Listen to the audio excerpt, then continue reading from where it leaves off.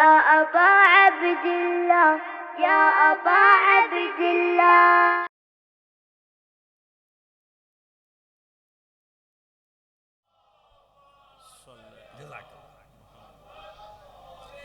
اعوذ باللہ من الشیطان الرجیم بسم اللہ الرحمن الرحیم الحمدللہ رب العالمین الصلاة والسلام علی اشرف الانبیاء والمرسلین سیدنا و نبینا ابی القاسم محمد اللہم صلی علی وآلہ الطیبین الطاہرین المعصومین ولعنت اللہ علی اعدائہم اجمعین من الان الى قیام یوم الدین. اما بعد فقد قال اللہ تعالی فی کتابہ المبین وہو اصدق القائلین وقولہ الحق. بسم اللہ الرحمن الرحیم ذالک ومن یعظم شعائر اللہ فإنہا من تقوی القلوب. صلوات بھیج دیجئے محمد آل محمد پر. آپ سے گزارش کریں گے اپنے تمام اب جب میں کہوں جب نعرہ لگانا اچھا بیچ میں نہیں.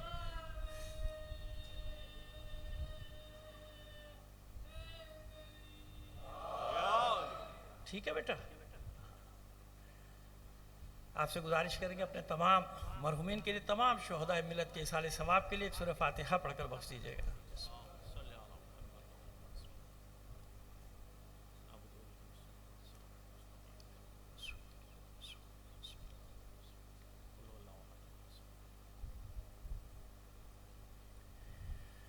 مل کر ایک درود بھیجیے محمد و آل محمد پر.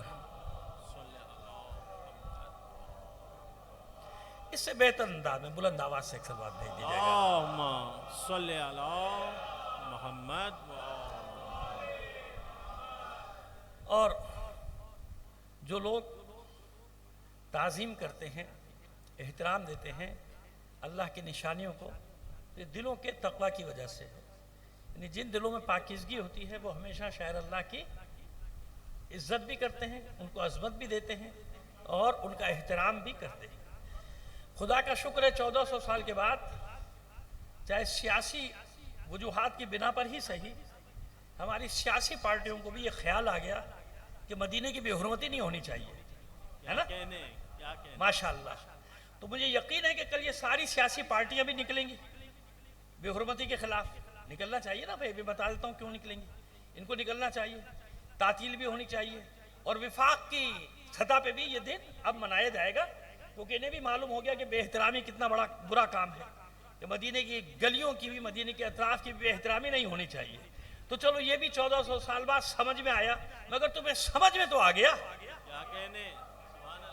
1400 سال بعد تمہیں اپنے فائدے کے لیے سمجھ میں آیا چاہے تھوڑی دیر کے لیے سمجھ میں آیا لیکن تمہیں سمجھ میں آ گیا کہ ان جگہوں کی بے احترامی نہیں کری. تو آج ہم آپ کو بتائیں گے کہ بے احترامی کب سے شروع ہوئی مدینے میں.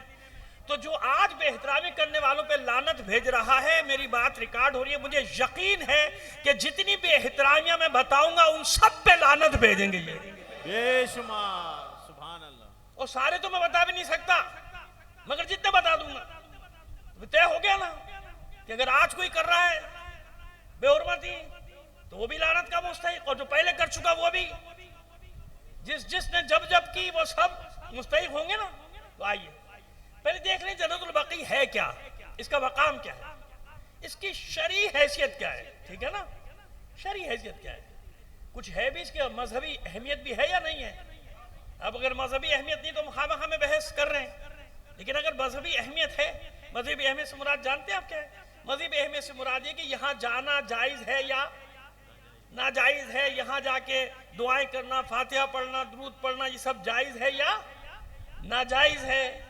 سمجھ میں آ رہی ہے. ایصال ثواب کرنا ان کے لیے دعا کرنا یہ سب جائز ہے یا ناجائز ہے. پہلے تو معلوم یہ شرعی حیثیت سے مراد یہ ہے کہ یہ سب چیز جائز ہے یا ناجائز ہے. دیکھتے پھر اس کے بعد پھر بات کو آگے بڑھاتے. ہم نے عرض کر دیا کہ اب یہ تو طے ہو گیا کہ جو بھی بے حرمتی کرے گا وہ لعنتی ہے اور وہاں مقدمہ بنے نہ بنے یہاں تو ضرور بنے گا انشاءاللہ. ایسا ہے نا. پریشان مت ہو جائے. جو کہہ رہا ہوں میں ذمہ دار ہوں. ہر بات کا میں ذمہ دار ہوں نا.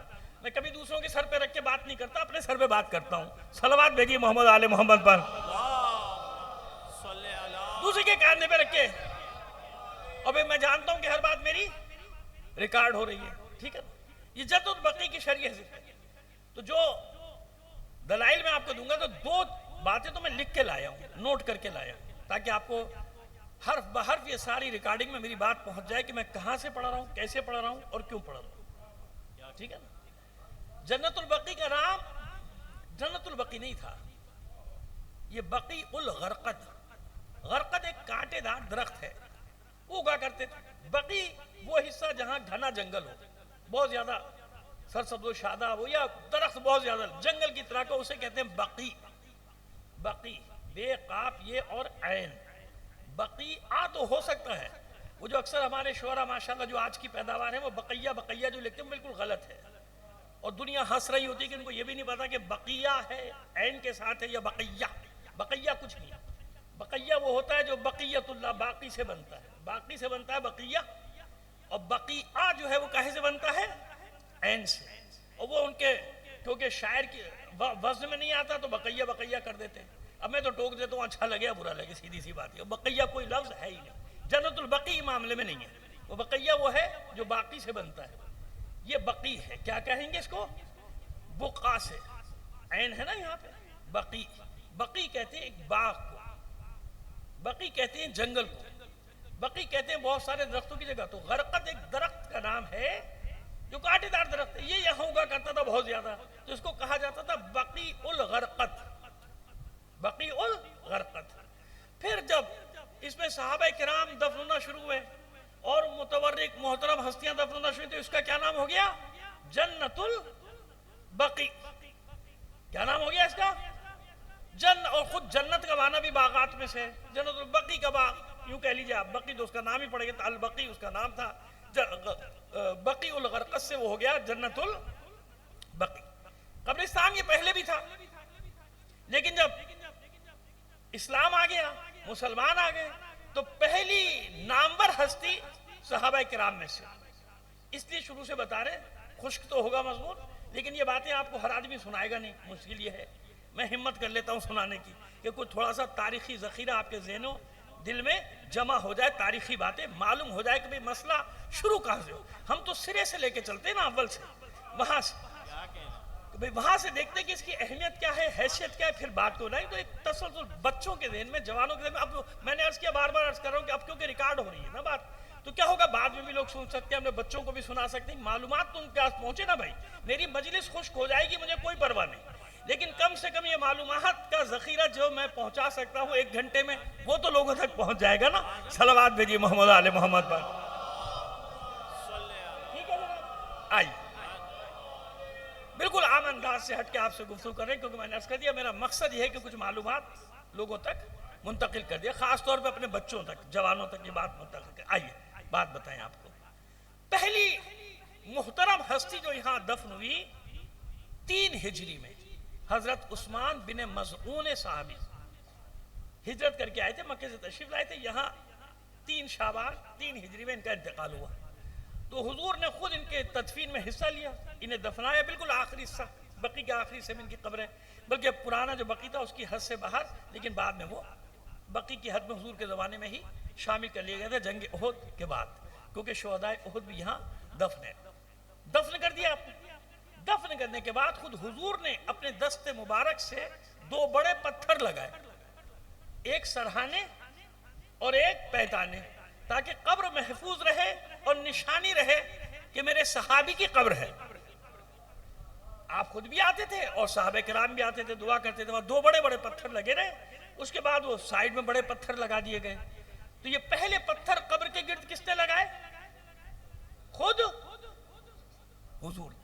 ابھی اور دلیلیں دیں گے, ابھی یہ تاریخی بات کر رہے ہیں, روایات ابھی لے کر آتے ہیں, شرعی حیثیت ابھی بتاتے ہیں. یہ طے ہو گیا کہ حضور نے لگایا.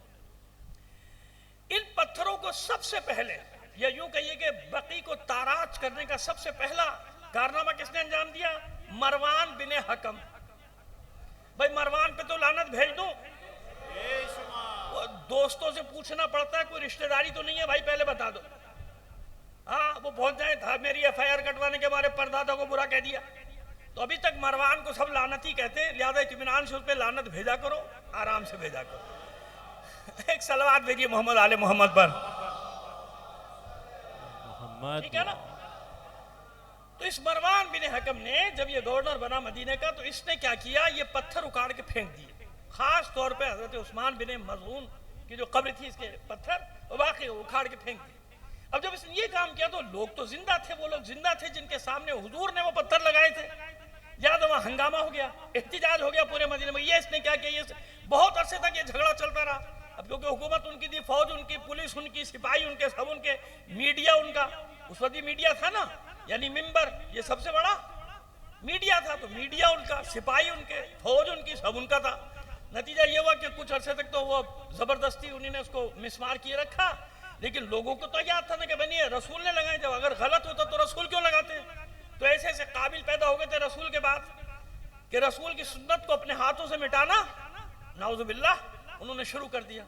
نتیجہ یہ ہوا کہ لوگوں کے احتجاج کے سامنے اب دیکھا کہ بغاوت ہو جائے گی, کچھ ہو جائے گا, تو کافی عرصے کے بعد کامیاب ہو گئے تابعین, کامیاب ہو گئے کہ دوبارہ وہ پتھر قبروں پہ لگا دیے جائیں. ٹھیک ہے نا, ایک بات طے ہو گئی کہ اگر یہ کام غلط ہوتا تو کوئی نہ کرتا, بلکہ جن لوگوں نے وہ پتھر ہٹائے تو ان کے خلاف اسی زمانے میں احتجاج ہو گیا.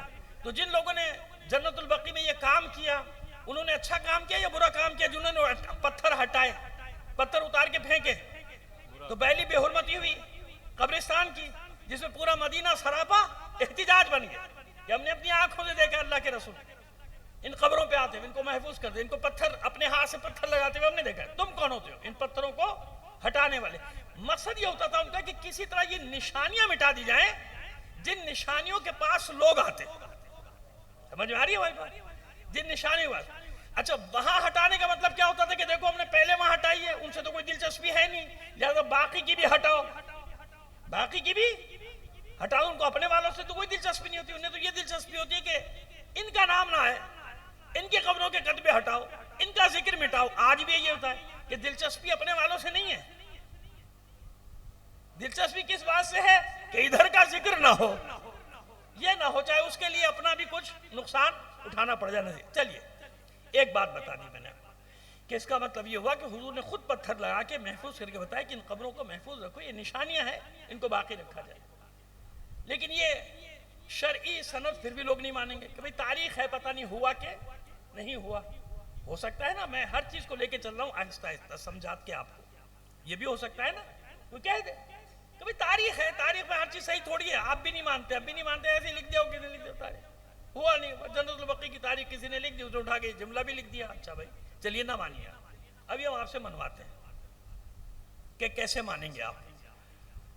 سیاہ ستہ میں سے صرف 2 حوالے دیں گے بس, باقی باب اور کتاب کا نام بتا دیں گے, کسی بھی کتاب خانے سے آرام سے اٹھا لیجئے گا اور دیکھ لیجئے گا. میں جو دلیلیں قائم کرنے جا رہا ہوں اسے میں نے کہا میں پورے لفظ بلفظ لکھ کر لایا ہوں, تاکہ وہی لوگ کوئی یہ نہ کہہ سکے کہ آپ نے ایک لفظ کی بھی تحریف کی ہے یا متن کو بدلا ہے یا آپ نے سیاق و سباق سے الگ ہٹ کر بات کی ہے. ٹھیک ہے, ایک صلوات بھیجیے محمد آل محمد پر. اللہم صلی علی محمد و آل محمد وجہ. اللہ اکبر, اللہ اکبر, یا رسول اللہ, یا رسول اللہ.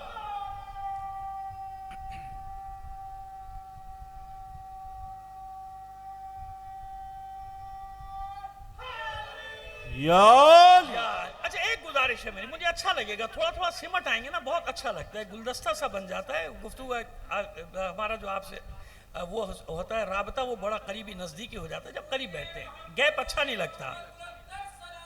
اللہم صلی علی محمد. دیکھیے پہلے تو سیاہ ستہ ہے نا, پھر سیاہ ستہ میں بھی جانتے ہیں آپ 2 کتابوں کا اور بلند مقام ہے جن کو کہتے ہیں صحیحین.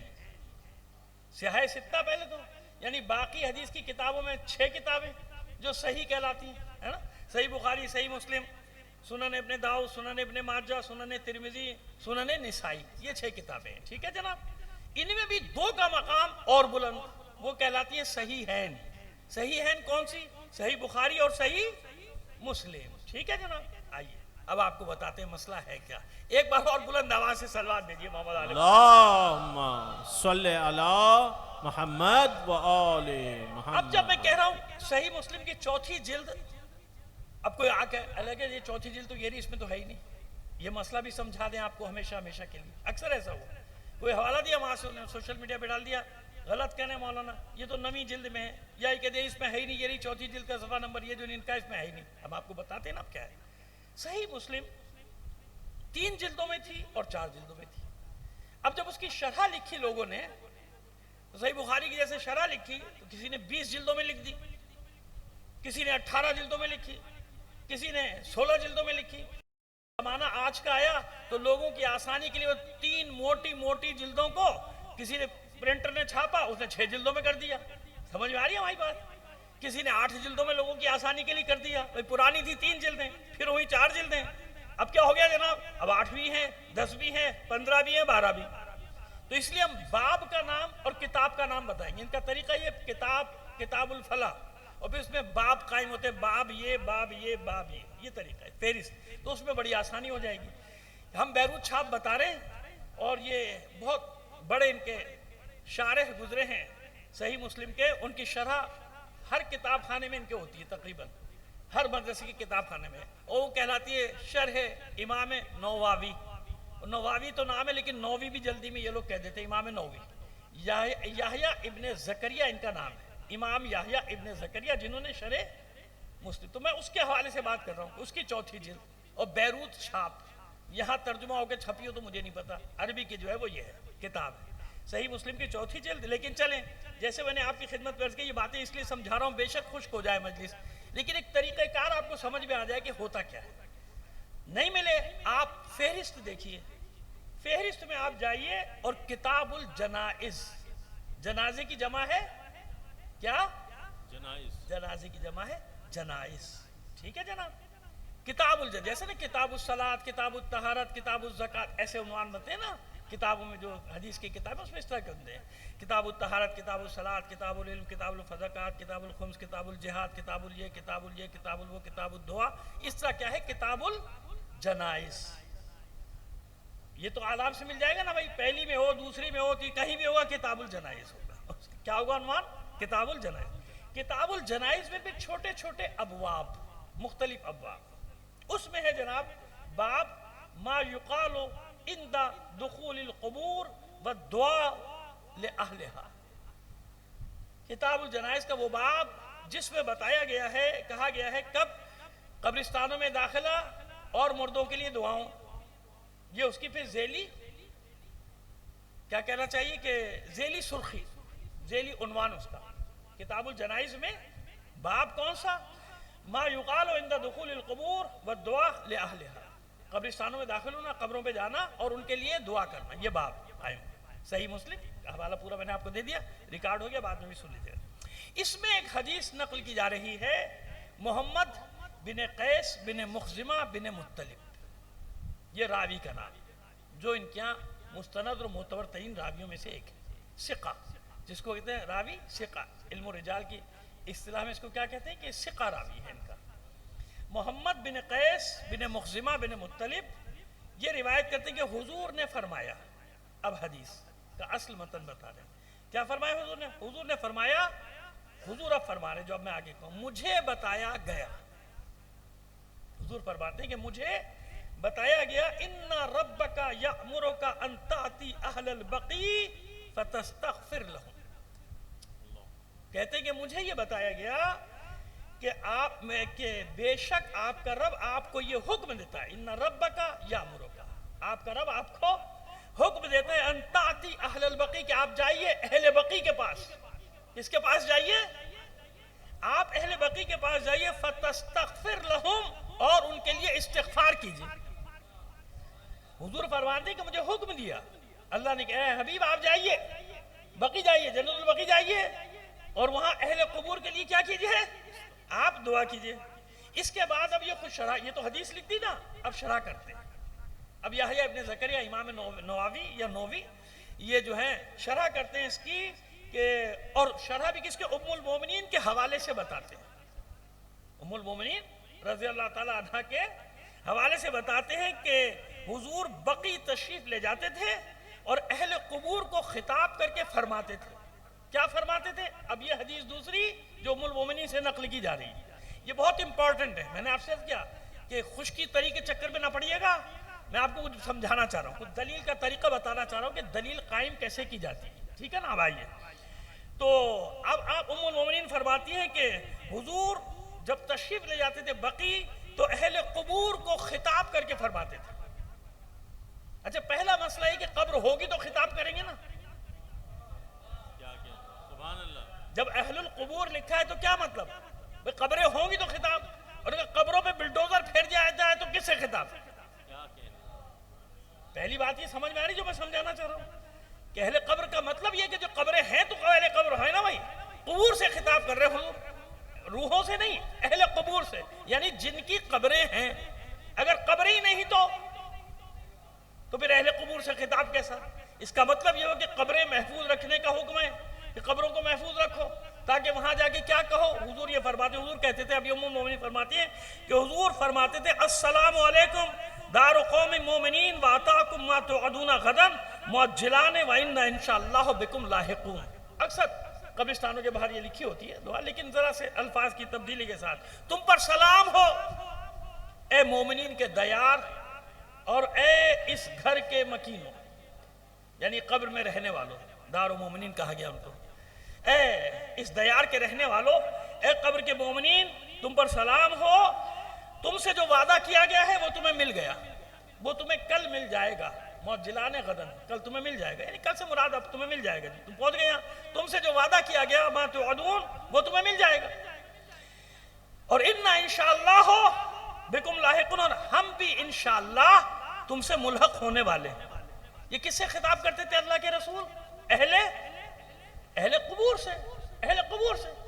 اور اللہ کا رسول کے خطاب کرنے کا مطلب کیا ہوا کہ جب خطاب کرے تو اللہ کا رسول جانتا ہے نا کہ وہ سنتے ہیں، سن رہے ہیں نا، کیا کہنے کیا جن کی سمجھ میں نہیں آتا، جو کہتے ہیں مر گئے ڈیش ڈیش ڈیش ڈیش، نہ فاتحہ نہ درود، صلوات بھیجیے محمد آل محمد پر، اللہم صلی علی محمد و آل محمد۔ جب آپ فرما رہے ہیں اہل قبور کو خطاب، اس کا مطلب سن رہے ہیں نا، اللہ کا نبی سلام کر رہا ہے، السلام علیکم تم پر سلام ہو اے اس دیار کے رہنے والوں، اے اس گھر کے مکینوں، اور تم سے جو وعدہ کیا گیا تھا کل تمہیں مل جائے گا، مؤجلان غدن مل جائے گا، وَإِنَّا إِنشَاءَ اللَّهُ بِكُمْ لَائِقُونَ، اور ہم بھی تم سے جلد ہی ملحق ہونے والے ہیں۔ تو سمجھ میں آ رہی ہے بات؟ یہ دوسری حدیث اہل قبور سے خطاب کر رہے ہیں، اس کا مطلب سن بھی رہے ہیں، سمجھ بھی رہے ہیں، ہم نہیں دیکھ رہے۔ اللہ کا رسول جب سلام کر رہا ہے اہل قبور کو تو کر رہا ہے نا، مطلب ان سے خطاب کر رہا ہے، ان سے خطاب کر کے فرمائے۔ بات ختم نہیں ہوئی، آگے چلیے، یہ دوسری حدیث اسی کی تائید میں۔ اب ان دونوں حدیث کی شرح کرتے ہوئے لکھتے ہیں امام یحییٰ ابن زکریا نووی، جو شارح ہیں صحیح مسلم کے، سب سے طویل، یعنی گزشتہ زمانے میں انہیں لکھی تھی، اب کسی نے کوئی اس سے بڑی لکھ دی تو مجھے نہیں معلوم ہے، یہ بہت مشہور ان کی شرح ہے، اسی لیے میں نے اس سے حوالہ لیا۔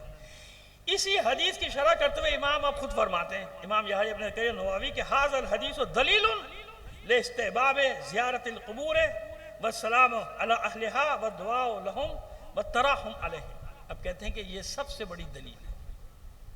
امام یحییٰ ابن زکریا فرماتے ہیں 676 ہجری میں غالباً ان کا انتقال ہوا، ایک سال آگے پیچھے ہو جائے تو بھائی معاف کر دینا، کسی کتاب میں 75 لکھا ہو تو نے کہا تھا نا مولانا کو تاریخ، مجھے تاریخ پتہ بھائی ایک اندازہ بتا رہا ہوں، یہی تھا 7ویں صدی کا آخری حصہ تھا جب ان کا انتقال ہوا۔ اسی زمانے کے بڑے مشہور عالم تھے، انہوں نے اسی زمانے میں اس کی شرح لکھی، تو کہتے ہیں کہ یہ حدیث، یعنی یہ دونوں جو اوپر حدیثیں ہیں، کہہ رہے ہیں یہ دلیل ہے، ھذا الحدیث و دلیل، یہ حدیث۔ اور یہ آپ یاد رکھیے، ایک چیز آپ کو ویسے بھی سمجھا دیں اس کے علاوہ بھی، فقیہ وہ ہو یا ہمارا ہو، جب کوئی فتویٰ دیتا ہے نا اس کے پیچھے دلائل ہوتے ہیں۔ کیا ہوتے ہیں؟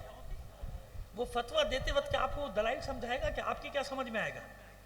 آپ کی آسانی کے لیے فتویٰ دے دیتا ہے، جاؤ یہ کر لو، یہ نہ کرو، لیکن وہ ہمارے یہاں بڑے بڑے ماشاءاللہ بقرات اعظم پیدا ہو گئے، وہ فقہا کے فتوے سے بھی آگے سمجھتے ہیں اور بغیر پڑھے سمجھ لیتے ہیں، نہ انہوں نے وہ اصول پڑھے نہ انہوں نے علوم حاصل کے، لیکن سب پڑھ لیتے ہیں۔ تو اس حدیث کے ساتھ معلوم ہو گیا کہ اب وہ اس پہ دلیل دے رہا ہے، ھذا الحدیث و دلیل، یہ حدیث وہاں کی بات کر رہا ہوں، اپنے آگے نہیں، یہ دلیل ہے اس بات پر کہ لاستحباب زیارت القبور، کہ قبروں کی زیارت کرنا مستحب، لاستحباب زیارت القبور، قبروں کی زیارت کرنا مستحب، یہ وہاں کا فتویٰ ہے بھائی، صحیح مسلم کی شرح سے بیان کر رہا ہوں۔ ھذا الحدیث دلیل علی کس چیز پہ دلیل ہے؟ لاستحباب زیارت القبور والسلام علی اہلہا، اور اہل قبور کو سلام کرنے پر دلیل ہے کہ اہل قبور کو بھی سلام کرو۔ مسئلہ اہل قبور کے سلام کا نہیں ہے، اگر آپ کا سلام خالی اہل قبور تک ہو جاتا نا تو پھر کبھی یہ بدعت قرار نہیں پاتا، لیکن آپ کی مشکل یہ ہے کہ زیارت معصومین کے بغیر آپ کی نہ صبح ہوتی ہے نہ شام ہوتی ہے۔ کیا کہنے، نعرہ حیدری، حیدری پر محمد و آل محمد صلوات، تو آپ صلی علی محمد، جس شرک اور بدعت کے پیچھے دیکھیں گے تو آپ کو دشمنی اہل بیت ہی نظر آئے گی۔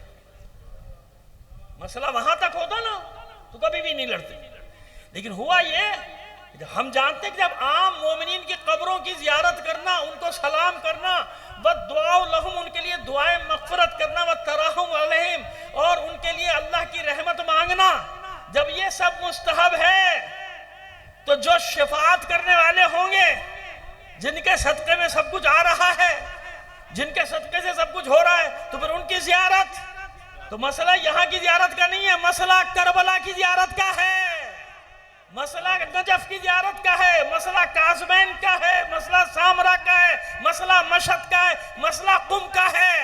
اب سمجھ میں آگئی بات آپ کو؟ معلوم ہے کہ جانتے ہیں کہ اہل قبر کی زیارت کرنا مستحب، ان کیا مستحب ہے؟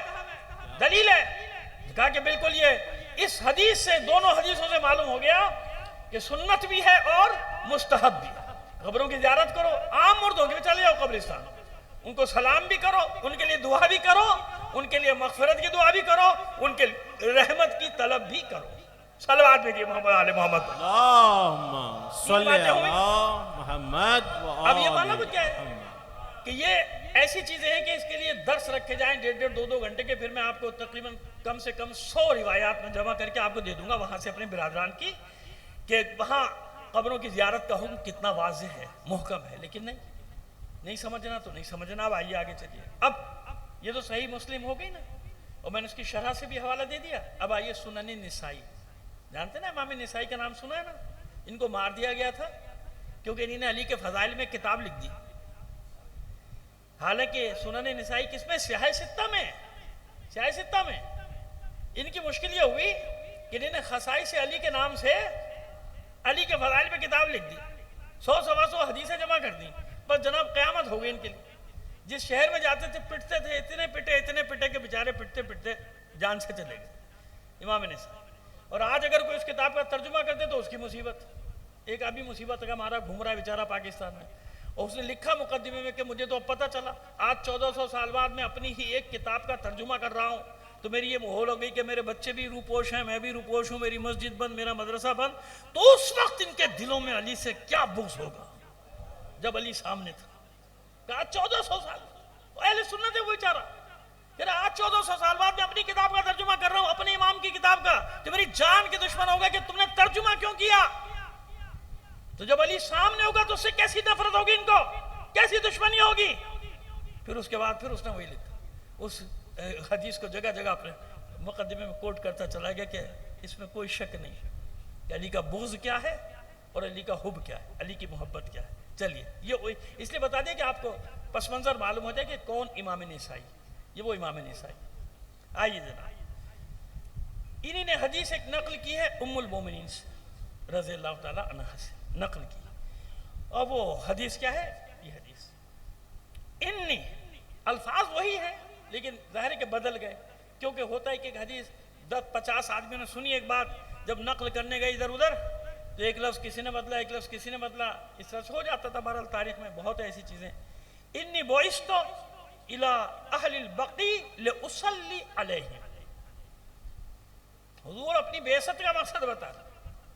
اب یہاں بعثت اس بعثت کے معنی میں نہیں ہے، یعنی یہاں مجھے مقرر کیا گیا اس کام پہ، یعنی کام بھی میرے سپرد لگایا گیا۔ انی بعثت الی اہل البقیع لاصلی علیہم، مجھے اہل بقیع کے پاس جا کر ان کے لیے دعا کرنے پر مامور کیا گیا ہے۔ یعنی اس کا مطلب اللہ کے رسول نے یہ کام ایک بار نہیں کیا، اتنی روایات ہیں کہ آپ کا مسلسل، کیونکہ ایک بار ایک جگہ بحث ہو رہی تھی تو آپ کہنے کہ نہیں وہ ایک بار بس وہ 15 شعبان کی شب میں ایک بار جانا ثابت ہے۔ میں نے کہا نہیں، ایک بار جانا ثابت نہیں ہے، آپ نے اپنی کتابیں نہیں پڑھی۔ اپنی کتابیں پڑھتے تو آپ کبھی بھی بات نہ کرتے، تسلسل کے ساتھ جانا. کہ حضور فرمانے مجھے معمور کیا گیا ہے کہ میں اہل بقیع کے لیے جا کے لأصلی علیہم، ان کے لیے دعا کروں، ان کے لیے مغفرت طلب کروں، ان کے لیے رحمت طلب کروں، ان کے لیے استغفار طلب کروں. کس کے لیے؟ وہ اہل قبور کے لیے. تو قبریں ہوں گی تو ہوگا نا. سمجھ میں آ رہی ہے بات؟ اگر قبریں ہی نہ ہوں تو کہاں جائیں گے؟ کہ اہل قبور سے جن کی قبریں ہیں ان کو خطاب کرو. تو طے ہو گئی بات کہ حضور کے زمانے سے اب وہ بھی بات ثابت ہو گئی کہ جو خود حکم دے رہا ہے اہل قبر کی دعا کی، تو قبر اس نے پہلے نشانی خود بنائی.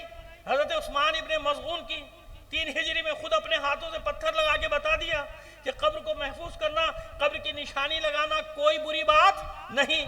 اچھا ان کو نقصان کیا ہوا؟ مروان اور اس کے خاندان کو نقصان یہ ہوا کہ پہلے تو خالی پتھر لگے ہوئے تھے نا، اب وہ تابعین کے زمانے میں دوبارہ جب بنی تو انہوں نے قبہ بھی بنا دیا. اور کیونکہ تابعین کا زمانہ تھا لہذا کسی میں ہمت نہیں تھی کہ تابعین جو کام کر رہے ہیں کیونکہ محفوظ کر رہے ہیں قبر کو، لہذا قبہ بھی بنا دیا. جو قبے شیعوں نے نہیں بنائے تھے بھائی، تم کہاں کس چکر میں ہو؟ قبے بنانے کا ہمارے پاس ٹائم ہی نہیں تھا. ہماری تو کتنے ہستیوں کی قبریں پوشیدہ تھیں، چھپی ہوئی تھیں، کہاں سے بناتے؟ یعنی اس وقت اس سنت کو قائم کیا تابعین نے کہ نہیں، قبروں کو محفوظ کرنا رسول کی سنت ہے. تو اسی پر بنا رکھتے ہوئے انہوں نے قبروں پہ قبے بنائے تاکہ جو اہم ترین شخصیتیں ہیں ان کے قبے محفوظ ہو جائیں. صلوات بھیجیے محمد آل محمد پر. باتیں بہت، صلی علی محمد و آل باتیں بہت.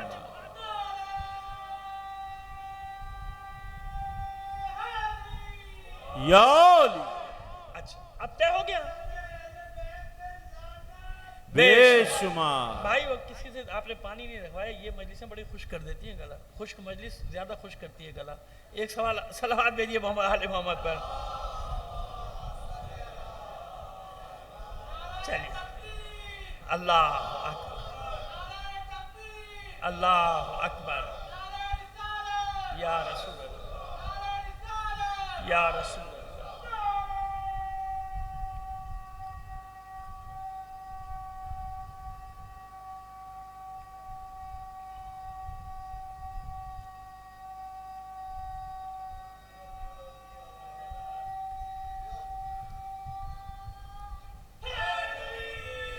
یا اتنی بلند آواز سے صلوات بھی عنایت فرما دیجئے.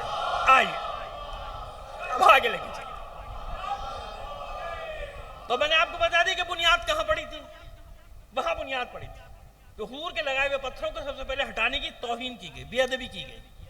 اب بتائیے اس زمانے میں بے ادبی کرے تو اس پہ لعنت ہوگی کہ نہیں ہوگی؟ ازواج مطہرات امہات المومنین کی قبریں ڈھا دے، قبے ڈھا دے. بھائی یہاں نام لینے پہ اتنی مصیبت ہو جاتی ہے تو جنہوں نے ان کے مزارات ڈھا دیے، ان کی قبروں کو لیول کر دیا، برابر کر دیا، زمین سے یکساں کر دیا، تو بھائی اہل قبور کہاں گے؟ قبر کہاں؟ قبر ہے ہی نہیں، نشان ہے. وہ بھی لوگوں نے بیچاروں نے بچا بچا کے اپنے سینوں میں رکھے ہوئے ہیں نا، سوائے ائمہ طاہرین، ائمہ بقیع جو کہلاتے ہیں ان کی قبروں کے. دنیا کے پریشر سے مجبور ہونے کے بعد وہ 4 دیواری سی اینٹوں کی ایک ایک بنا دی گئی، ایک پتھر رکھ دیا گیا، باقی قبرستان میں کہاں ہے؟ کسی کا نشان نہیں ہے. ان کے علاوہ 2-3 قبریں اور ہیں، یا 4 قبریں یا 5 قبریں ہوں گی. اس کے علاوہ پورا چٹیل میدان ہے نا. شہدائے احد، شہدائے واقع ہرہ.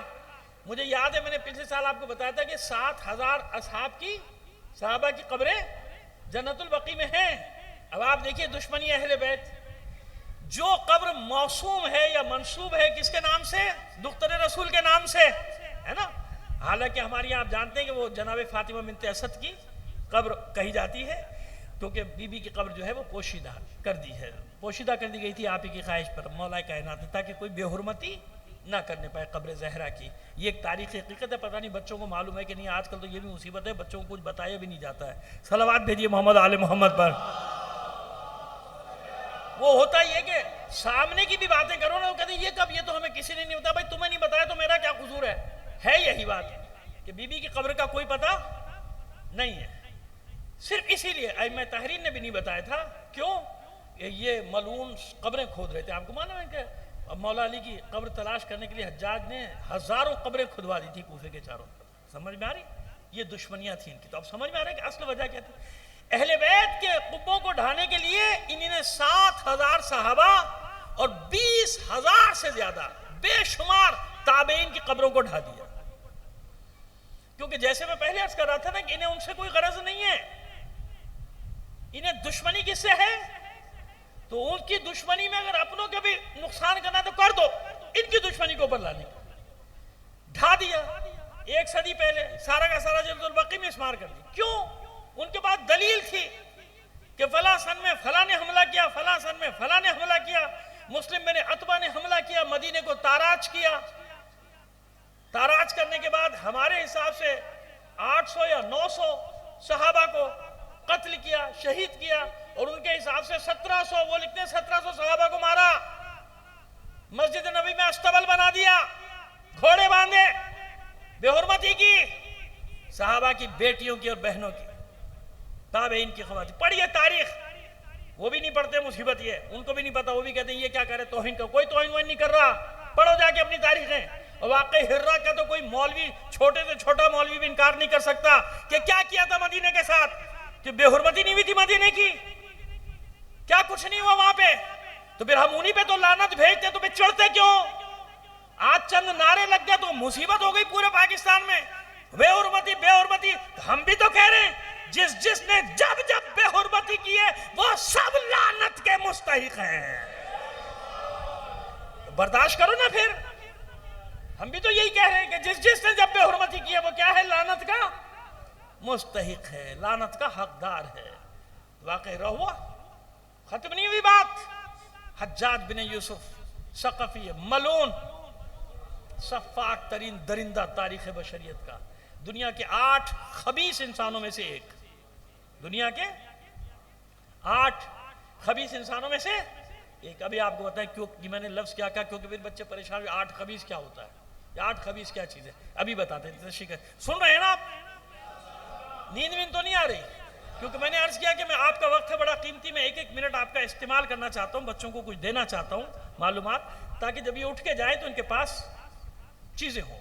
یہ 8 خبیث انسان کیا میں آپ کو بتاؤں. یونس حسرت بہت بڑے مصنف گزرے پاکستان میں، ان کے انتقال کو بھی تقریباً کوئی 50-60 سال ہو گئے. انہوں نے کتاب لکھی، فیروز سنز سے چھپی. کہاں سے چھپی؟ فیروز سنز لاہور سے چھپی. اس کتاب کا نام تھا دنیا کے 8 خبیث انسان. دنیا کے 8 خبیث انسان. اور میں نے اس کتاب کو پڑھا 1969 جب میں 6ٹھی کلاس میں تھا، 6 کلاس میں. اس لیے مجھے یاد ہے کیونکہ ہم تو کتابیں نہیں خرید سکتے تھے. اسکول کی لائبریری، اس زمانے میں اسکولوں میں لائبریریاں بھی ہوا کرتی تھی. اب موبائل ہوتے ہیں ماشاءاللہ. صلوات بھیجیے محمد آل محمد پر. اور ایک لائبریری کا ایک پیریڈ ہوتا تھا جس میں بیٹھ کے پڑھنا ہے. تو میں وہ تاریخی چیزیں، بچپن سے ایک شوق تھا، والد صاحب سے ورثے میں ملا ہوا تھا اور بھی ملا ہوا ہے، تو مجھے تاریخ سے دلچسپی. اس چھوٹے سے اس میں تاریخی کتابیں پڑھتا تھا. تو یہ خبیث انسان یہ ناول کی صورت میں نہیں لگا، نہیں تاریخی حقیقت، لیکن ایسے کہ چلو بچوں کو پڑھنے میں آسانی ہو. تو انہوں نے لکھی یہ کتاب اور میں نے ایشو کرا لی، گھر لے گیا کیونکہ 1 گھنٹے میں پڑھ نہیں سکتا تھا، موٹی کتاب تھی. ان 8 خبیث انسانوں کو میں اس نے شروع کیا نہرو سے. وہ جب محاورہ سنتے نا کہ روم جل رہا تھا اور نہرو چین کی بنسی بجا رہا تھا. یہ اس لیے بتا رہا ہوں بچوں کو کہ بیٹا ہمیں بہت کچھ پڑھایا جاتا تھا 6ٹھی 7ویں میں. ایک آئی کیو بڑھ جاتا تھا، ویژن بڑھ جاتا تھا، معلومات بہت ہوتی تھی. میٹرک کے پہنچتے پہنچتے نہ معلوم کتنی معلومات. اب بچے سمجھتے ہیں کہ ساری معلومات موبائل میں، حالانکہ انہیں کچھ نہیں معلوم ہوتا، کچھ نہیں پتا ان کو. میں نے دیکھا ہے نا، ان کا ویژن نہیں ہے ان کے پاس، آئی کیو نہیں ہے ان کے پاس. انہیں نہیں معلوم کہ علم کسے کہتے ہیں. معلومات معذرت کے ساتھ، برا نہیں مانے میری بات کا، میں آپ کو بتا رہا ہوں نا کہ جو ہمارا لیول تھا 6ٹھی 7ویں میں اردو میڈیم میں، وہ بھی کالج والے کا بھی نہیں ہے. تو میں کتاب لے گیا تو اس میں پہلا نام ہے نہرو. وہ جو محاورہ ہے نا، نہرو چین کی بنسی بجاتا، روم جل رہا تھا، وہ ایک بڑی، یہاں سے بیان نہیں کیا جاتا، بڑا طویل قصہ. اس میں نام ہے راسپوتین کا، رشیا کا ایک بہت خبیث انسان گزرا. اس میں نام ہے چنگیز خان کا. اس میں نام ہے ہلاکو کا. اس میں نام ہے حجاج بن یوسف کا. کس کا نام ہے؟ اور ایک چیز تو اس کے نام کے ساتھ ہمیشہ لکھی جاتی ہے کہ جب وہ مرا تو اس کے قید خانے سے 1,20,000 سے زیادہ بے گناہ نکلے تھے، اور اتنی ہی لاشیں تھیں جو ان کی گوشت گل چکے تھے، ہڈیاں تھیں، مر جاتے تھے چھوڑ دے. یہ تاریخی باتیں. اور آج اس کی بھی صفائیاں پیش کرنے والے انسان پیدا ہو گئے. اللہ رحم کرے. چلو تمہارے لیے حجاج بہت اچھا ہے. میں دعا کرتا ہوں, تمہاری پسندیدہ دعا کرتا ہوں جو حجاج کا دفاع کرتے ہو. اللہ پروردگار یہ حجاج کے بڑے چاہنے والے ہیں, جہاں حجاج جائے میں لے جائیے ان کو. آمین تو کہہ دو. صلوات بھیجیے محمد آل محمد پر. ٹھیک ہے نا؟ اب سمجھ میں آیا؟ اچھا اب سنیے, یہ مسئلہ نہیں ہے, مسئلہ جو بتانا چاہ رہا ہوں. اب حجاج کا بھتیجا آ گیا, محمد بن قاسم نہیں, ضیاء الحق. آپ سمجھے اس کا بھتیجا محمد بن, نہیں, ایک بھتیجا تھوڑی ہے. جس نے عالم اسلام میں بعد میں کام کیا, میں ان سب کو حجاج کا بھتیجا کہتا ہوں. تو حجاج کا بھتیجا آیا, کون؟ ضیاء الحق. اس کو بڑا برا لگا کہ ہر جگہ یہ کتاب چلتی ہے, بھئی اس کو نکالو. ان کو معلوم ہے نا کہ ابھی تھوڑے دن لوگ یاد کریں گے, 50 سال بعد جو نسل آئی اسے کیا پتا. سمجھ آ رہی ہے ہماری بات؟ یہ ہے تاریخ کے ظلم, مظالم. اس نے کیا کیا, اس کتاب میں تحریف کروا دی, نام ہی بدلوا دیا. کیا کسی کو حق حاصل ہے کہ کسی مصنف کی کتاب کا نام بدل دے؟ پابندی لگا دو, وہ الگ بات ہے, بدل سکتا ہے کوئی کتاب کو. لیکن کیونکہ وہ مصنف مر چکا تھا, اس نے آرڈر کیا سب جگہ سے نسخے جمع کرو. پہلے جمع ہوئے, پھر دوبارہ وہ کتاب شائع ہوئی. دنیا کے 7 خبیث انسان, اب بھی ملتے, جا کے لے لیجیے, فیروز پہ لے لیجیے. اس کا نام بتا دیا نا میں نے. اب اس کا نام کیا ہے؟ دنیا کے 7 خبیث انسان. حجاج کو نکال دیا کیونکہ اس کا بھتیجا رہا تھا ہماری یہاں حکومت پہ. کون رہا تھا؟ بھتیجا. صفات کے حساب سے تو وہ بھی وہی تھا نا. صلوات بھیج دیجئے ایک محمد آل محمد پر. اب آئی بات. یہ سب بتا رہا ہوں آپ کو کہ جنت البقیع اچانک نہیں ہوا سانحہ. ان کے پاس دلیلیں تھی کہ ہمارے باپ دادا ہر زمانے میں تاراج کرتے رہے ہیں, مکے کو بھی مدینے کو بھی. اس لیے انہوں نے اپنے بڑوں کی سنت پہ عمل کیا. اب پھنس گئے آج آ کے ہمارے ہاتھوں. اب پھنس گئے نا. اب یوں پھنس گئے کہ اب ہم نے سامنے رکھ دیا, کیا ہو بھائی نکلو, صحابہ کی قبریں ڈھا دی گئی ہیں, آ جاؤ بھائی نکلو, امہات المومنین کی قبریں ڈھا دی. آپ تو بڑے چیمپئن ہو نا, آپ تو ان کے بڑے جانثار ہو, آپ بڑے ان پہ جانے نچھاور کرنے والے نہیں, ان پہ تو نہیں کرتے, ہماری جانیں لے لیتے ہو, ہے نا. تو چلو بھائی نکلو, باہر نکلو نا. کیوں نہیں نکل رہے؟ ابھی نعرے تو لگے چند, کیا ہوا؟ شور مچ گیا پورے پاکستان میں بے حرمتی پہ. تو ہم بھی تو کہہ رہے ہیں, تو مجھے یقین ہے کہ کل نکلیں گے بھائی سارے. یہ نکلنا چاہیے یا نہیں, یہ بتائیے. نکلنا چاہیے. تو آپ بہ نہ جائے کریں جذبات میں کہ اگر کوئی ایک نعرہ لگا رہا ہے تو آپ بھی سر میں جہاں بھائی یہ تو بڑی بے حرمتی ہوئی. جو ہوتا ہے کہ بے حرمتی ہوئی, کیا ہوا ہے؟ یزید کو یزید نہیں کہا جاتا ہے, کہاں نہیں کہا جاتا ہے.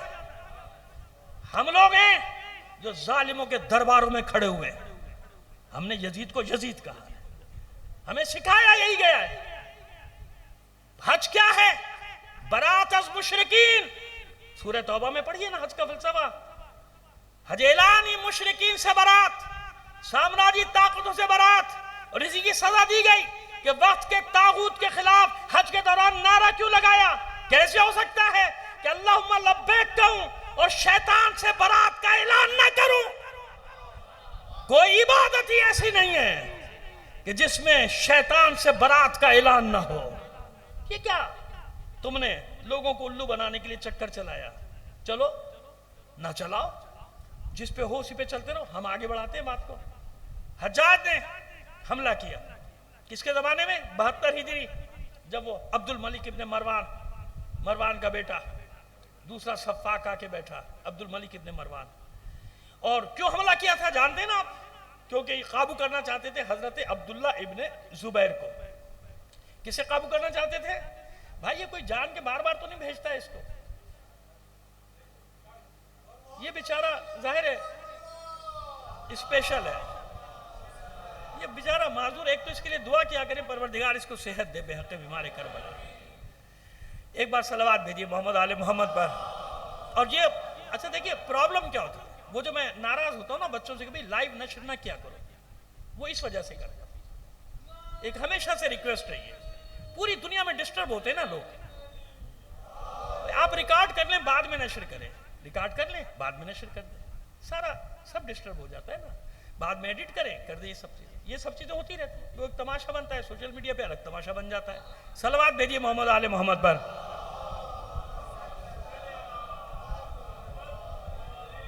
ٹھیک ہے بیٹا بیٹا آرام سے بیٹھے رہو. اب ظاہر ہے وہ بیچارہ تو مریض ہے نا, پروردگار اس کو صحت دے, بے حقی بیماری کر. میں اس کو کب سے دیکھ رہا ہوں, مجلسوں کا ہے بیچارہ, شہدائی بھی ہے, سب کچھ ہے, وہ تو ہے.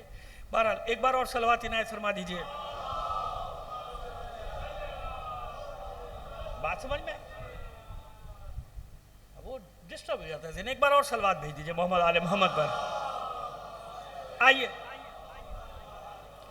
تو بھی حضرت عبداللہ ابن زبیر حجاز پر حاکم ہے. مسلم بن عتبہ کو بھیجا گیا تھا, وہ واقع ہرہ میں, وہ راستے میں مر گیا, یعنی مدینے کو تاراج کرنے کے بعد, واقع ہرہ کے بعد وہ گیا تھا نا مکے کی طرف, راستے میں مر گیا, جہنم رسید ہوا.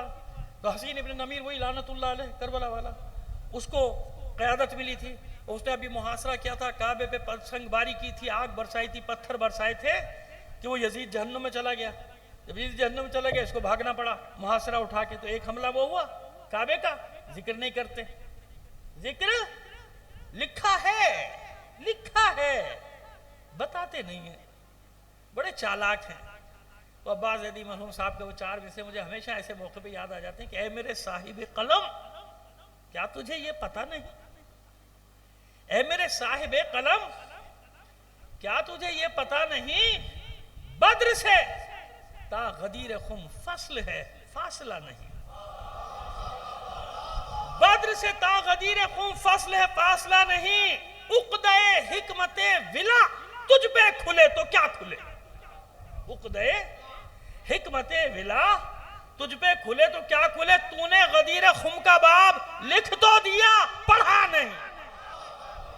اب سمجھ میں آئی میری بات, اب سمجھ میں آئی جو میں کہنا چاہ رہا ہوں, کہ لکھا سب کچھ ہے, لوگوں کو نہیں بتاتے, لوگوں کو نہیں بتاتے. یہ سب آکے جو میں پڑھا وہیں لکھے ہوئے بھائی, تفصیل سے لکھے ہوئے. حملہ ہوا, تاراج کیا, واپس آ گیا, اٹھا گیا. تو حضرت عبداللہ ابن زبیر کے اقتدار وہاں پہ باقی رہا, ٹھیک ہے نا. حضرت زبیر بن عوام کے صاحبزادے. اب جناب 72 ہجری میں جب اقتدار میں آیا عبد الملک ابن مروان, ظاہر سب کو پھانس چکی ہوئی تھی کہ واپس لینا ہے. تو حجاج ابن یوسف ثقفی کو اس نے بھیجا, حجاج کو جاؤ اور تاراج کرو. یہ دوسرا حملہ ہوا 72 ہجری, پہلا ہوا تھا 64 ہجری واقع ہرہ. دوسرا حملہ کب ہوا مدینے پر, ہجری 72, یاد رکھیے گا, ہجری 72 میں حملہ ہوا. پھر وہی کہانی دہرائی گئی, تاراج کیا گیا مدینے کو. واقع ہرہ میں بھی حضرت جابر ابن عبداللہ انصاری سمیت سینکڑوں صحابہ کے گھروں کو جلایا گیا. تو گھر کو جلانا بھی سنت. آج بھی کیا کرتے ہیں, پہلا حملہ کیا بولتے ہیں, گھر جلاؤ. پہلے کیا کریں گے, گھر جلاؤ. تو بھائی کیا کریں, وہ سیکھا یہی ہے انہوں نے. جتنے حملے کیے مدینے میں کیا کیا, گھروں کو تاراج کر کے لوٹ کے آگ لگا دی. اور پھر وہی کہانی دہرائی گئی کہ کتنے دن کے لیے, 3 دن کے لیے, 1 ہفتے کے لیے, 2 دن کے لیے مباح کر دیا گیا فوج پہ مدینے کو. واقع ہرہ میں بھی ہے تو مباح کر دیا گیا, جاؤ بھائی جو کرنا ہے مدینے کے ساتھ کرو. سمجھ گئے نا مباح کا مطلب کیا. اب میں اس کی زیادہ تشریح کر نہیں سکتا, میرے بچے بیٹھے ہوئے ہیں چھوٹے چھوٹے, لیکن بس آپ بزرگ ہیں سمجھ گئے کہ مباح کرنے کے بعد ہر چیز تم پہ حلال ہے مدینے کی, جو چاہو مدینے کی.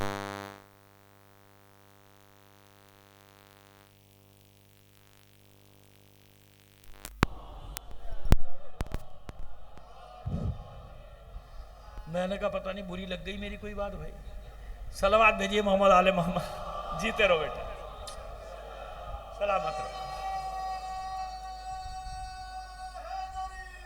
یا جزاک اللہ, وہ محنت کرتے ہیں بیچارے بہت زیادہ. اب یہ تو ظاہر مشین کا کام ہے کچھ بھی. خیر جو ہم بات کر رہے تھے, اب سمجھ آئے, تاراج کیا پہلے مدینے کو, پھر اس نے حملہ کیا مکے پہ, مکے کا محاصرہ کیا, یعنی پہاڑوں پر سے, اور پہاڑوں سے آگ برسائی گئی.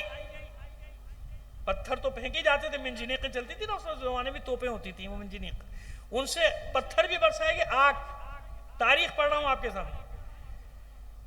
غلاف کعبہ جل گیا, ایک دیوار کا حصہ منہدم ہو گیا خانہ کعبہ کی. یہ بے حرمتی ہوئی یا نہیں؟ تو پھر لعنت بھیجے کہ نہیں بھیجے ہیں بھائی؟ اب لعنت تو بن گئی نا. آج پہلے آپ نہیں مانتے تھے, آج تو مان لو.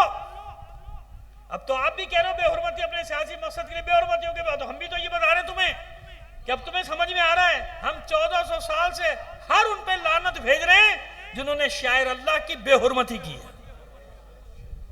سمجھ میں آ رہی ہے بات؟ اب آپ کو میں دلائل اسی لیے دیتا ساتھ ساتھ چل رہا ہوں تاکہ آپ کو بات کرنے میں، گفتگو کرنے میں آسانی ہو جائے.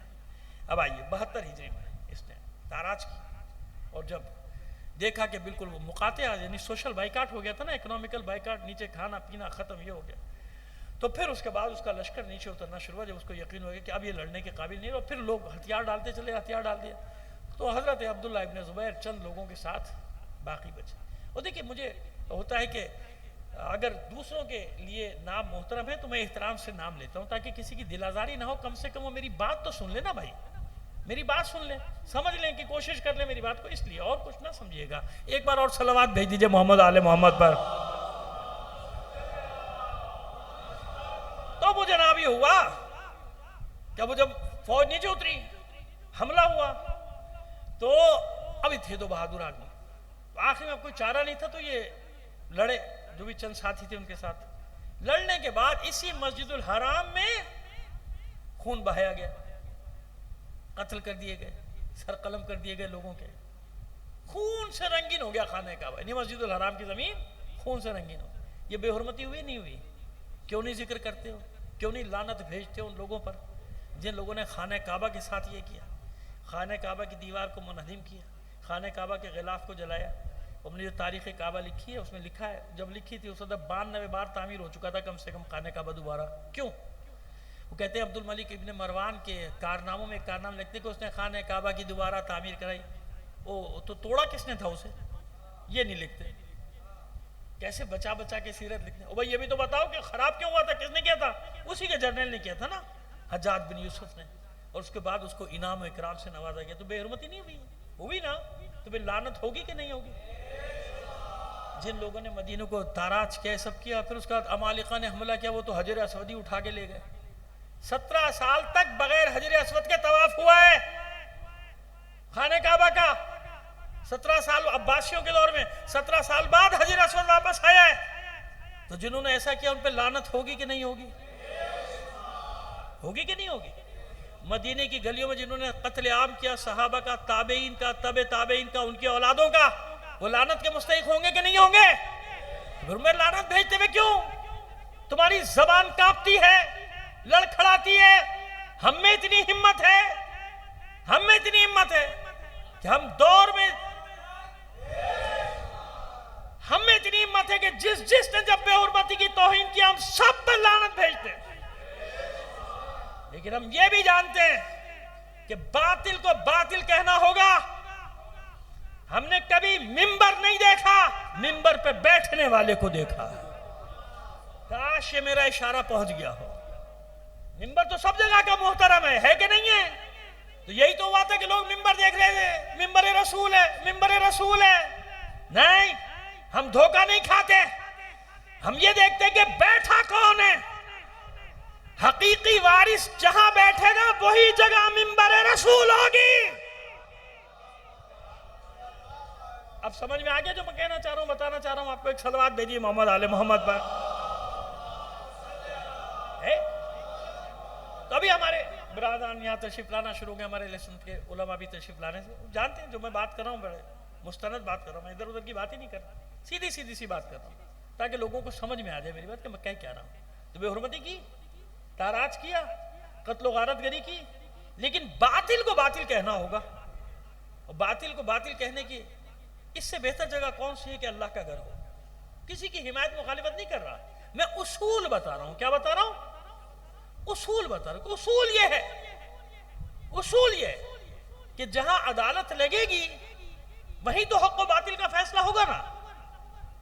یا تو وہ سارے ابواب نکال دو، باب نکال دو تاریخ سے کہ جب جب عدالتیں لگی ہیں مسجدوں میں، وہ مسجد نبی ہو یا مسجد کوفہ ہو، تو جب عدالت لگنے کا مطلب کیا ہے؟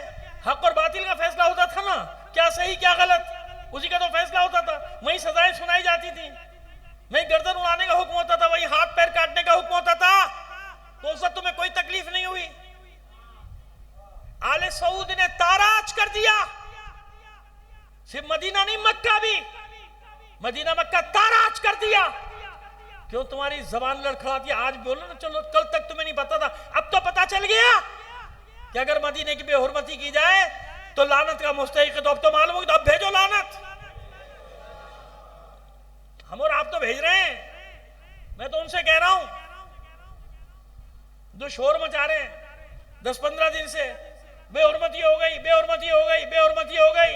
مجھے کسی سے غرض نہیں. آپ جانتے ہیں کہ پارٹی واٹی کا، میری اپنی پارٹی ہے، میری اپنی پارٹی ہے، میری قوم ہے، میری ملت ہے. میں شیعہ ہوں اور کچھ نہیں ہوں بھائی، یاد رکھنا ہمیشہ. لیکن ایسے تم ہمیں دھوکہ دو گے ہماری آنکھوں میں گھس کے کہ بے حرمتی ہو گئے. وہ شرابی تمہارے، وہ بے غیرت، وہ خبیث، وہ چور، وہ ڈکیت، وہ لٹیرے، وہ کھڑے ہو کے تسبیح گھما رہے ہیں. بے ادبی ہو گئی، بے ادبی ہو گئی. سب سے بڑے ہڈ حرام تو تم خود ہو، سب سے بڑے توہین کرنے والے تو تم ہو. وہ تو شکر ہے کہ تم نے کل خود ہی معافی مانگ لی، ورنہ تم نے جو حرکت کی تھی وہ قابل معافی ہے. کیا کہا تھا اس ملعون نے، اس شرابی نے؟ اب لوگ کہیں گے شراب تو نہیں پی رہا تھا، شہد پی رہا تھا. اچھا بھائی واپس لے لیے، آپ کی بات قبول ہے. چلو بھائی شہد پی رہا تھا، صلوات پی دیے، بھیج دیجئے محمد آل محمد پر. یہ لوگ یہ ہمیں دین بتائیں گے، یہ یہودی کی اولادیں ہیں. جو ابو ذر غفاری نے جملہ کہا تھا نا کسی کے لیے، کسی کے دربار میں، کہ تو یہودی کی اولاد ہمیں ہمارا دین بتائے گا، یہ ہمیں بتائیں گے دین، یہ کیا حرام ہے کیا حلال ہے یہ بتائیں گے. یہ بے غیرت لوگ، یہ بد کردار لوگ، یہ قوموں کو بیچنے والے لوگ، یہ غلام ابن غلام، ان کے باپ غلام، ان کے دادا غلام. ہم حریت پسند ہیں. ہم نے کبھی اس زمانے میں بھی غلامی قبول نہیں کی جب تیرے باپ دادا انگریزوں کے جوتے صاف کرتے تھے. تمہیں تو عہدے ہی ان کی غلامی کر کے ملے تھے، تمہیں زمینیں ان کی غلامی کر کے ملی ہیں، تمہیں سرداریاں ان کی غلامی کر کے ملی ہیں. ہم نہیں، ہم کربلا والے ہیں. لبیک لبیک. ہم حریت پسند لوگ ہیں.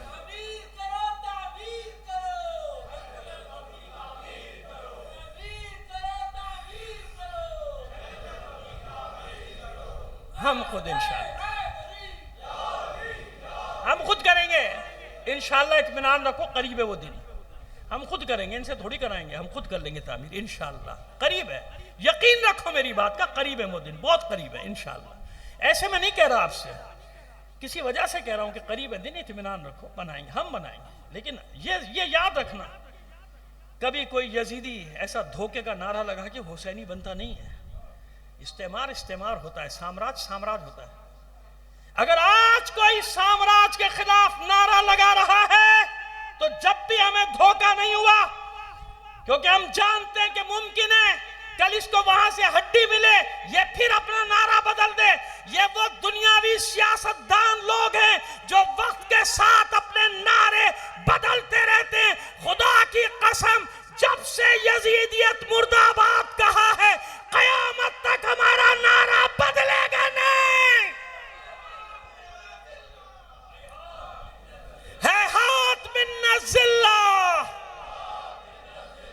ہے ہاتھ من الذلہ. سمجھ میں آئے بات؟ کہیں آپ یہ سمجھ رہے ہو یا علی یا علی یا علی. ہاں کہیں میری گفتگو سے کوئی یہ سمجھ بیٹھے کہ میں بنی امیہ کے مقابلے میں بنو عباس کی حمایت کر رہا ہوں. نہیں، میرے اماموں نے راستہ بتا دیا.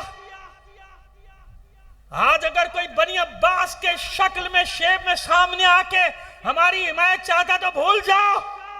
ہمارے امام نے بتا دیا کہ ہمارے نعرے نہیں بدلتے، تمہارے بدل سکتے ہیں. ہم نے اگر شیطان بزرگ کو کہا لعنتی مرد آباد تو آج نہیں کہا، 40 سال سے کہہ رہے ہیں.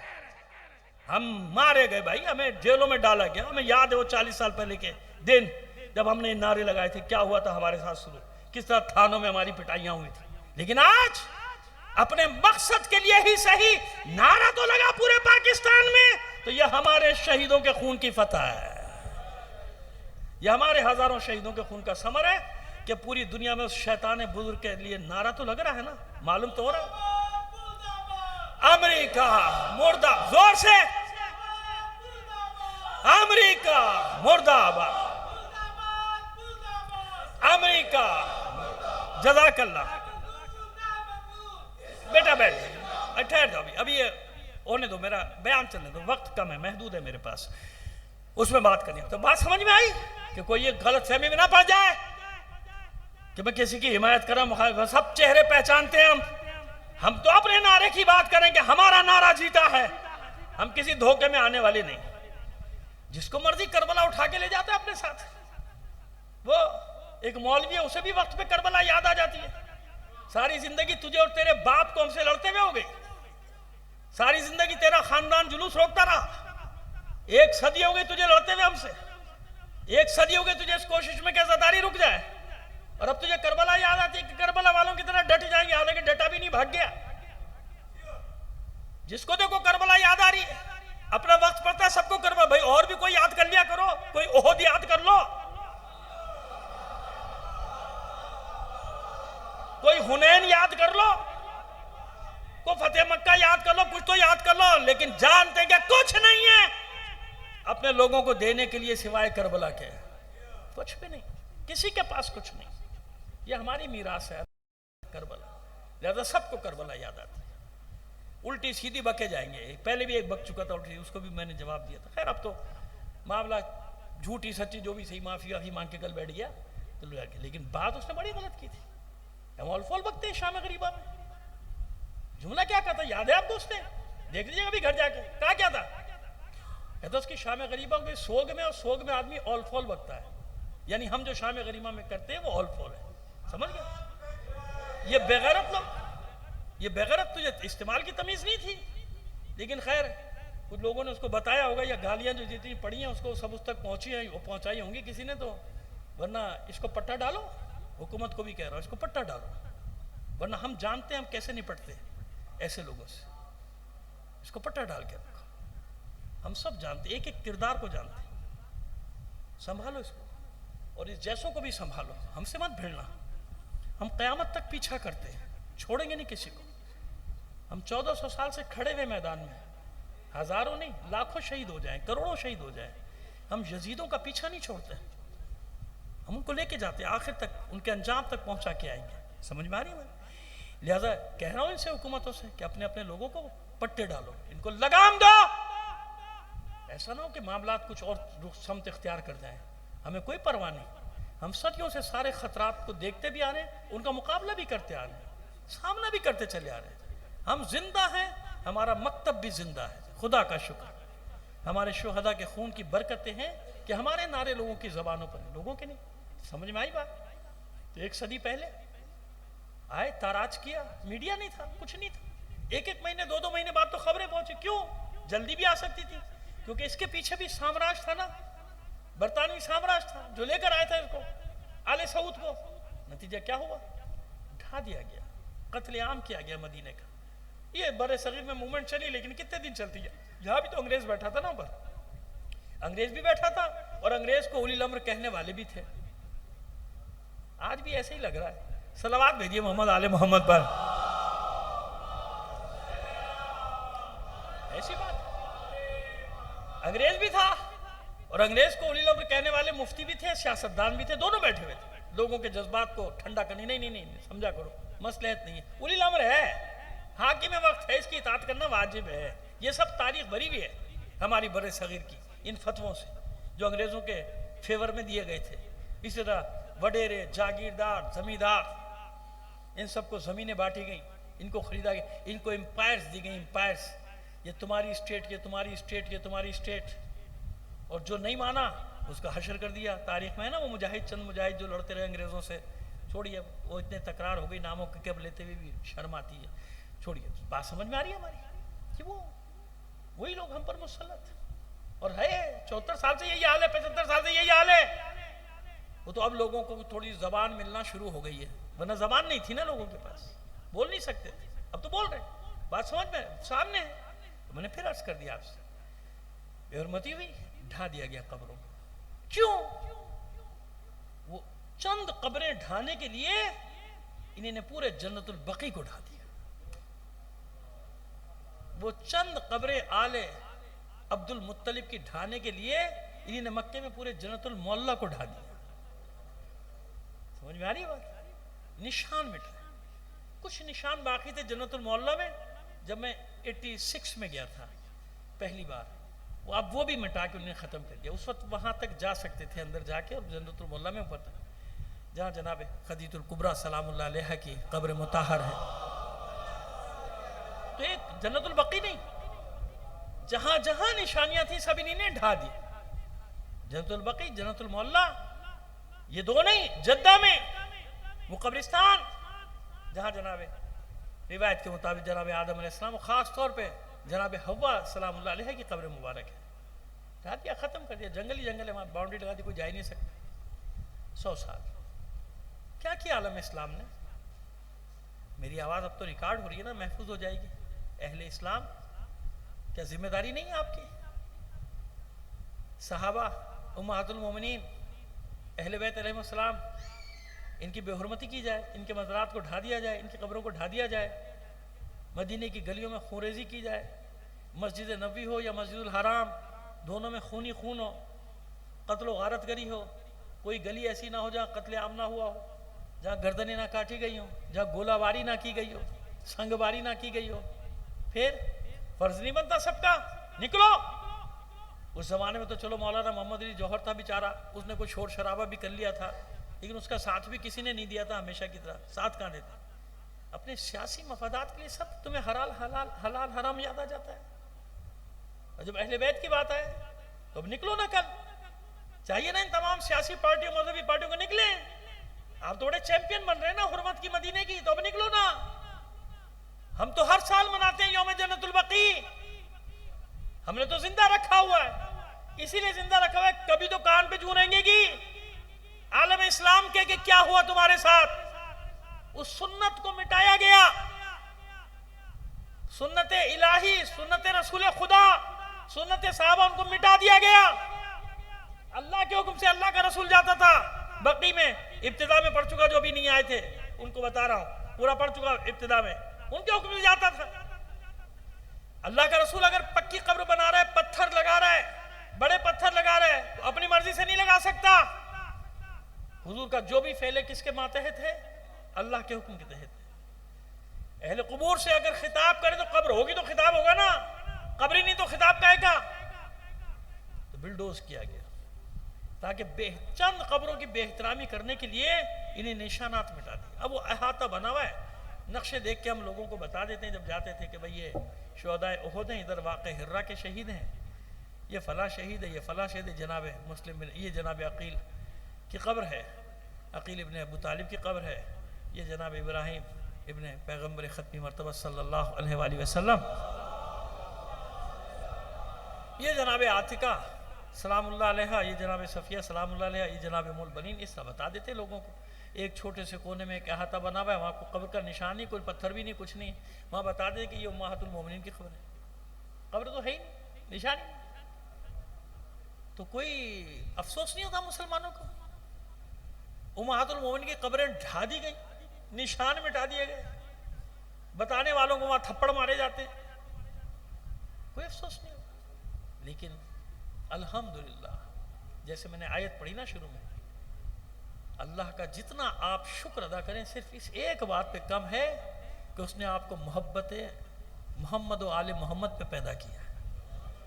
یہ ایک اعزاز ہے نا, اس پوری دنیا کے مقابلے میں بتائیے یہ اعزاز ہے کہ نہیں, کہ جب ساری دنیا اس طرف لگے ہو کہ آثار مٹائے جائیں, ایک قوم, ایک گروہ ایسا ہے کہ صدیاں گزر گئی, ایک صدی کی بات نہیں کر رہا, 14 صدیاں گزر گئی, جو آثار اہل بیت کو سنبھال کے رکھے ہوئے, جس نے یاد کو مٹنے نہیں دیا. ذکر, وہ ذکر بچانے والا, یاد وہ تو اللہ کی ذات ہے.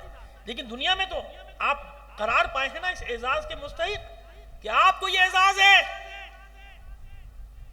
کہ وہ پہلا جنت الواقعہ کا واقعہ ہو یا ابھی 1 صدی پہلے کا واقعہ ہو, کوئی دروازہ اس وقت جلایا گیا ہو یا آج جلائے گئے ہو, ہم کسی کو نہیں بھولے, ہم نے سب کو یاد رکھا. 100 سال سے اگر جنت البقیع کا مسئلہ زندہ ہے تو آپ کی وجہ سے زندہ ہے.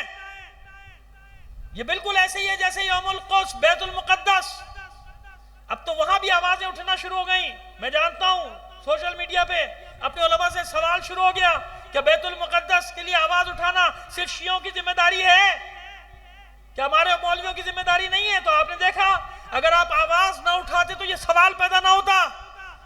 اب لوگوں کے ہاتھ اپنے علماء کے گریبانوں تک پہنچ گئے. تم بھی تو بولا کرو, تم بھی تو منہ سے پھوٹا کرو قبلہ اول کے لیے. تو آواز خالی نہیں جاتی. تو بس وہ زمانہ بھی آ رہا ہے کہ جنت البقیع کے لیے آپ بولتے تھے. اب سب جگہ سوال شروع ہو گئے کہ جنت البقیع میں صرف اہل بیت نہیں, صحابہ کی قبریں بھی تھیں, امہات المومنین کی قبریں بھی. تو باقی کیوں نہیں بولتے ہو؟ صرف شیعہ کیوں؟ بات اتنی ہے کہ جنہیں اللہ نے اعزاز دیا ہے کربلا سے وابستگی کا, وہ جانتے ہیں کہ یزید کسی بھی شکل میں ہو, کسی بھی زمانے میں ہو, ہم پہچانتے ہیں. اور کہیں بھی ہو, کسی بھی مقام پر ہو. ہم نے لکڑی کے ٹکڑوں کو تھوڑی دیکھا ہے, ہم نے یہ دیکھا ہے کہ بیٹھا کون ہے. اگر مقدس ترین مقام کا منبر ہے اور اس پہ کوئی ناصبی بیٹھا ہو, مان لو گے؟ مان لو گے؟ سمجھ گئے نا, دشمن اہل بیت بیٹھے ہوتے نا, جاؤ بڑبڑ بڑبڑ بڑبڑ بڑبڑ کر رہے ہوتے, جو بیٹھے تھے متوے, تو مان لو گے؟ مانو نا مسجد الحرام میں بھائی. نہیں مانتے. ہماری حق اور باطل کا معیار ہے نا, ایک معیار. ہم اس معیار پہ, ہم اس معیار کو دیکھیں گے. ہم یہ دیکھیں گے کہ کون ہے, کون بیٹھا ہے ممبر. اگر ممبر نہیں ہے, کسی پتھر پہ کھڑے ہو کے گفتگو کر رہا ہے تو وہی ممبر رسول ہے.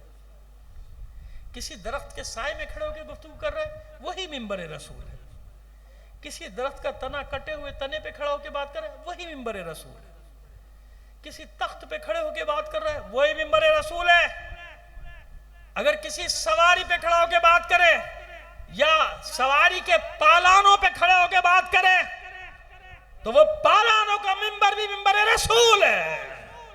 ہم یہ دیکھتے ہیں جہاں وہ ہستی کھڑی ہوگی وہی جگہ ممبر رسول بن جائے. باقی تم کتنے قیمتی ممبر بنا لو بھائی, ہمیں کوئی بحث نہیں. ہم یہ دیکھیں گے کہ کون ہے اور کیا کہہ رہا ہے, کیا گفتگو کر رہا ہے. ایک صلوات بھیج دیجئے محمد آل محمد پہ, بس ختم کر رہے ہیں. تفصیل ہو گیا, طویل گفتگو ہے, لیکن میں کیا کروں, میں چاہتا تھا کہ کوئی نہ کوئی بات آپ تک ابتدا میں پہنچا دی جائے تاریخی, وہ میں نے آپ تک پہنچا دیا. کہ دھوکہ مت کھائیے گا کسی کے نعرے سے, نہ ادھر والے کے نعرے سے نہ ادھر والے کے نعرے سے دھوکہ کھائیے گا. ہمارا راستہ مستقیم, ہم سیدھے صراط مستقیم پہ چل رہے ہیں, ہم سیدھے راستے. ہم ہر وقت کے یزید کو تبرہ کرتے تھے, کرتے ہیں, کرتے رہیں گے. ہم کبھی دھوکے میں نہیں آئیں گے, نہ بنی امیہ کے نہ بنی عباس کے. ان دونوں سے ہمارا کوئی واسطہ نہیں ہے. چھٹے امام نے ہمارا راستہ واضح کر دیا. ہم پہچانتے ہیں. بے حرمتی کرنے والوں کو آپ نہیں پہچانتے بھائی, ہم پہچانتے ہیں. ہمیں معلوم ہے کہ کس نے کب کب بے حرمتی کی. کتنا برا لگا مسجد نبوی کے سائے میں نعرے لگا کے. واقعی غلط بات ہوگی بھائی, مجھے تو پتہ نہیں کیا کہا کیا نہیں کہا, غلط بات ہوگی, نعرے لگائے. اچھا, اور مسجد نبوی میں روضہ رسول کے ساتھ کسی کا دروازہ جلا دیا جائے.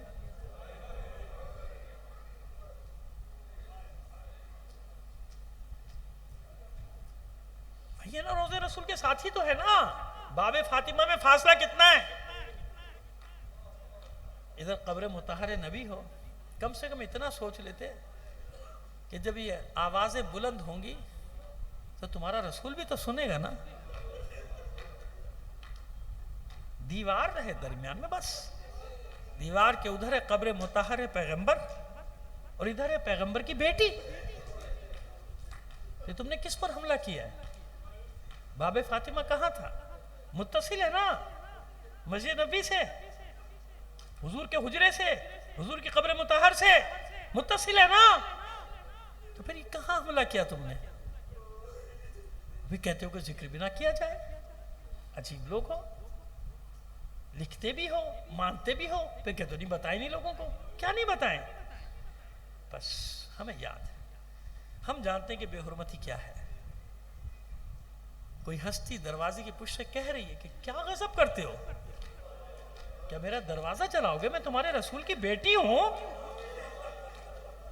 میرے گھر میں حسن حسین ہیں, میرے بچے ہیں چھوٹے چھوٹے, کیا کرتے ہیں؟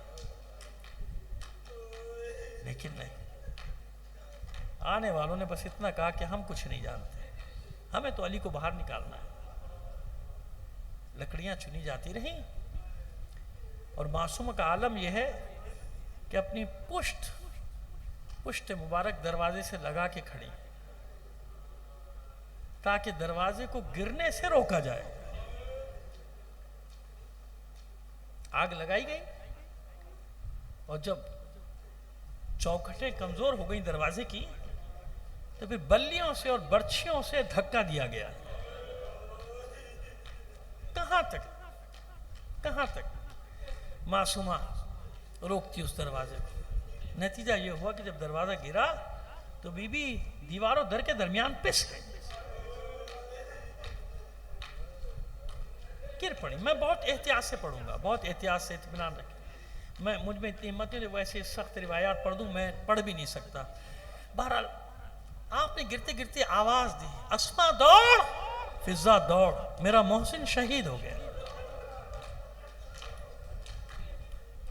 ایک چادر، دوسری چادر، اسما اور فضا نے چادروں میں لپیٹا، چادریں دی، چادر نہیں چادریں۔ اس عالم میں معصومہ نے دیکھا کہ علی کو کھینچ کے باہر لے جا رہے ہیں۔ ساری طاقت جمع کی معصومہ نے، اپنے آپ کو چادروں میں لپیٹا، چادر میں نہیں، کئی چادروں، اور اپنے وجود کو علی کے وجود پہ گرا دیا۔ اور جب علی کو کھینچا گیا مولا کو تو دامن تھام لیا مولا۔ بہت ڈرتے ڈرتے پڑھ رہا ہوں، نہ پڑھا ہوتا تو میں کبھی آپ کے سامنے نہ پڑھتا کہ ساتھ گھسٹتی ہوئی آئی ہے بی بی باہر۔ اور جانتے ہیں جملے زبان پہ کیا تھے؟ جملے یہ تھے کہ لوگوں علی کو چھوڑ دو، ابو الحسن کو چھوڑ، ہم نے تمہارا کیا بگاڑا، کیوں ہمیں چین سے نہیں رہنے دیتے؟ تو آنے والوں میں سے ایک نے تازیانے کا وار کیا شہزادی کے ہاتھ۔ اس تازیانے کا لگنا تھا کہ معصومہ کے ہاتھ سے علی کا دامن چھٹ گیا۔ تو پھر آپ نے بددعا کے لیے ہاتھ اٹھائے۔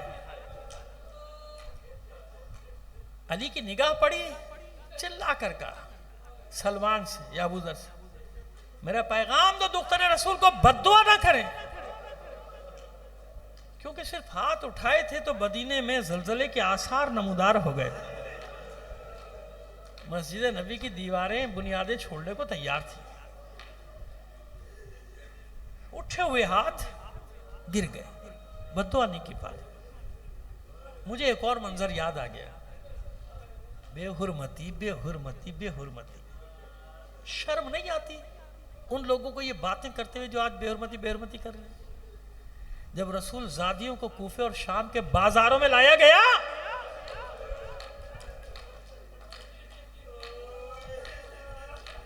اور ساری خلقت تماشائی تھی،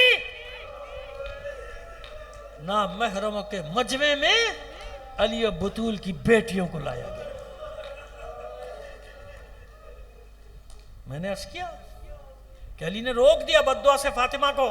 مجھے ایک اور منظر یاد ہے، جب سارے مرحلے طے کرنے کے بعد پہنچے ہیں نا دربار کے دروازے پہ دمشق میں، اور حکم ہوا کہ قیدیوں کو اسی حالت میں دربار میں لایا جائے، ثانیہ زہرا نے انکار کر دیا کہ میں علی کی بیٹی اس عالم میں اس دربار میں نہیں جاؤں گی۔ وہ دربار کا منظر الگ ہے جو میں محرم میں بیان کرتا ہوں کہ کیوں ایسا کیا۔ جب انکار کر دیا زینب نے تو شمر پھر تازیانہ لے کر آگے بڑھا اور سید سجاد کی پشت، کہو اپنی پھوپھی سے اسی عالم میں دربار میں جانا۔ سید سجاد نے زنجیروں کا لنگر سمیٹا، آئے پھوپھی اماں یہ امتحان اور دے دیں،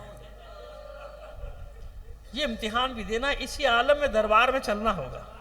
ایک حسرت سے دیکھا ثانیہ زہرا نے اپنے بھتیجے کو سید سجاد کو، اور فرماتی ہے میرے لال تو میرا امام ہے، میرے وقت کا امام ہے، لیکن ابھی بددعا کرنے کا حق تو زینب سے کسی نے نہیں چھینا۔